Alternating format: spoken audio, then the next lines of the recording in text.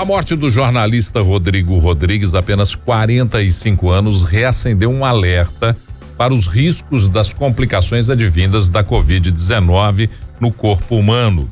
Na última terça-feira, ele morreu vítima de um quadro de trombose cerebral, depois de ter sido internado no hospital da Unimed, no Rio de Janeiro, e ele tinha sido diagnosticado há 15 dias com Covid-19. Muita gente desinformada, dizendo, vocês falaram que ele morreu de Covid-19. Não, ele estava internado por Covid-19 e teve complicações, mas tem gente que não consegue entender isso. Então a gente vai falar com quem entende. Nós vamos receber o médico neurologista Gustavo Dayer, que está na ponta da linha. Bom dia, doutor Gustavo. Prazer falar com você. Bom dia, tudo bom? Tudo bem.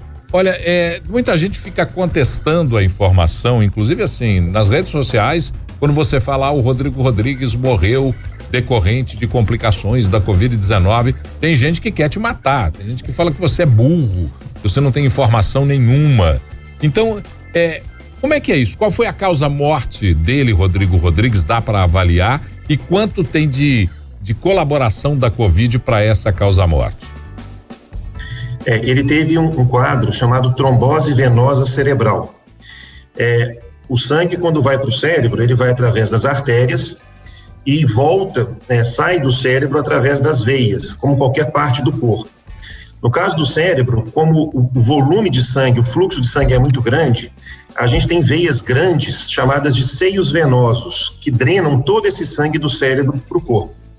A trombose venosa é quando existe um trombo, um coágulo, tampando essa saída do sangue do cérebro, vai se acumulando sangue nesse sistema venoso até que a pressão fica tão grande e acontece um sangramento, acontece um AVC, que foi o que aconteceu com ele. Ele teve um grande sangramento cerebral e, infelizmente, o suporte médico não pôde reverter o contexto. A relação desses eventos trombóticos com a Covid tem sido muito estudado. E a gente tem aprendido que essa infecção, ela gera o que se chama de estado protrombótico. Ou seja, o vírus altera o organismo, favorecendo a formação de trombos, a formação de coágulos. Então, existem relatos, além da doença no pulmão em si, do processo inflamatório no pulmão, a gente já tem uma série de relatos de pacientes que tiveram embolia pulmonar, que tiveram infarto do miocárdio, infarto agudo do miocárdio, que tiveram AVC e agora essa trombose venosa cerebral. Então, existe sim uma relação direta, não foi uma complicação do processo infeccioso, mas foi uma complicação de um estado protrombótico. A infecção predispôs o organismo dele a formar trombo e, infelizmente, aconteceu isso. Doutor, bom dia, João Henrique do Vale. Por que é necessário a gente levantar esse alerta dessas complicações da Covid-19 além do pulmão? Isso é importante porque a gente está vivendo, infelizmente ainda, um certo desprezo com relação à gravidade da Covid. Isso acaba fazendo com que muitas pessoas não se protejam, e especialmente pessoas jovens, O Rodrigo tinha 45 anos de idade. Sim. Então existe uma certa sensação de segurança pelo fato de se ser jovem. E a gente tem que desmistificar isso, Existem uma série de possíveis complicações que podem acontecer com relação a essa infecção. Nós estamos aprendendo, é tudo muito novo. A gente sabe, por exemplo, que a questão de sobrepeso e obesidade é um fator de risco importante e independente. E estamos aprendendo sobre isso. Então, eu acho que um caso como esse serve de alerta para que a gente redobre os cuidados com relação à proteção. Ele teve uma complicação tardia, então aquela noção de que se você não fica muito grave nos primeiros dias, é sinal que tudo vai correr bem, isso não é uma verdade. Então a gente tem, enquanto houver o processo da infecção acontecendo no corpo, todos os cuidados devem ser feitos. Acho que é isso. A gente tem que entender que, apesar de um número percentual, fala-se, a maioria das pessoas não vão ter nada. Mas como é uma doença muito infecciosa, a gente tem uma realidade brasileira oficial de 2,5 milhões de pessoas que tiveram infecção e de mais de 90 mil mortos. Então, é uma catástrofe. A gente tem que... E, por enquanto a gente não tem uma vacina efetiva, o distanciamento social, o uso de máscaras, a higienização com álcool, isso é muito importante e tem que ser levado muito a sério. Doutor Gustavo, bom dia para você, Carol aqui, prazer falar com você.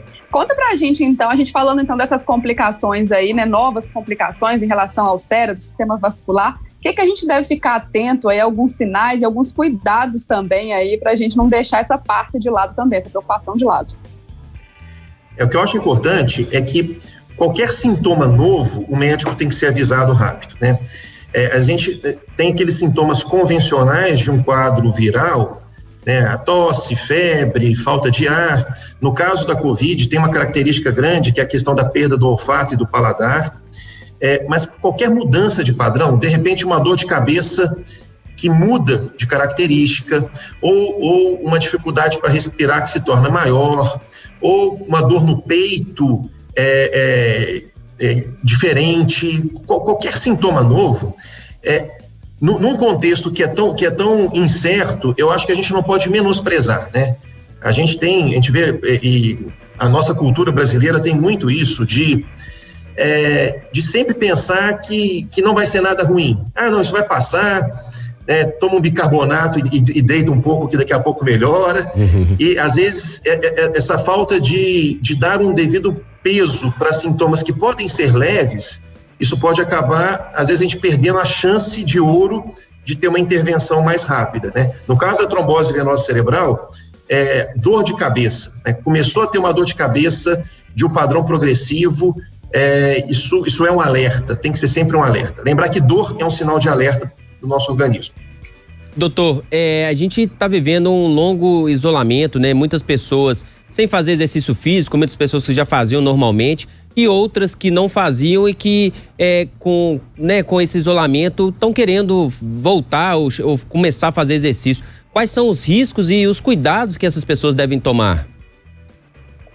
Atividade física é fundamental, né? Como eu falei, sobrepeso e obesidade é fator de risco por uma série de doenças, e no caso da Covid, isso também tem um peso importante. Agora, um perigo é uma pessoa sedentária há muito tempo, de repente, colocar no YouTube ali um treino pesado e achar que vai virar atleta, né? É importante que haja alguma orientação, né? A gente está vivendo o que é chamado desse novo normal. Então eu acredito que profissionais da área de educação física vão estar se adaptando cada vez mais para poder dar uma consultoria mesmo virtual. A gente tem já material na internet orientado para pessoas em fase inicial de treinamento. Então é importante que se crie um hábito de atividade física, mas que isso seja feito com planejamento, né? É uma construção, um esforço, uma sobrecarga física, que a gente vê muito, né, nas épocas normais, aquele jogador de futebol de final de semana. Isso traz, inclusive, riscos, né, riscos de sobrecarga cardiovascular, de lesões articulares, né, e uma série de outras questões. Então, é importante que a gente, nesse momento, perceba a importância de se cuidar da saúde, de se cuidar do sono, de se cuidar da alimentação, e de criar um hábito de atividade física, mesmo no contexto de isolamento social, buscando uma adaptação, algo que seja possível e seguro dentro de casa, mas que esse hábito seja criado e seja mantido sempre. Doutor, de tudo que o senhor falou aí, o mais fácil de cuidar é da alimentação. Todos nós estamos cuidando muito, inclusive exagerando. Mas uma questão que a gente tem que levantar, o senhor falou aí das complicações advindas da Covid-19 para o restante do organismo. Toda síndrome respiratória aguda grave proveniente de contaminação viral apresenta as mesmas complicações ou a Covid é mais severa nesse sentido? Qualquer processo infeccioso, e especialmente viral, gera alterações potenciais no organismo que vão desde alterações inflamatórias em outras partes do corpo, eventos trombóticos, alterações imunológicas, uma série de fatores. Agora, cada vírus tem as suas peculiaridades, né, tem as suas características. Então, a gente vai aprendendo com elas. No caso da Covid, esse estímulo protrombótico, né, de formação de coágulo, ele realmente parece mais intenso do que em outras infecções respiratórias, né? A gente tem infecções respiratórias que tem um processo inflamatório, às vezes mais agressivo, né, que acabam tendo uma taxa de mortalidade por pneumonia viral maior. Mas a Covid vem mostrando essas complicações secundárias, essa questão protrombótica. Não é à toa que tem estudos, inclusive, para pacientes já nessa fase mais crítica, de se usar anticoagulantes, de se usar corticoides. E aí vem um cuidado, que a gente acho que é importante passar para todo mundo. A medicina, ela vai aprendendo, ela tem uma dinâmica de aprendizado. Então, as verdades, elas não chegam absolutas de cara. Então, qualquer tema da medicina, é normal que surjam estudos que depois vão sendo aprimorados e a gente vai aprendendo.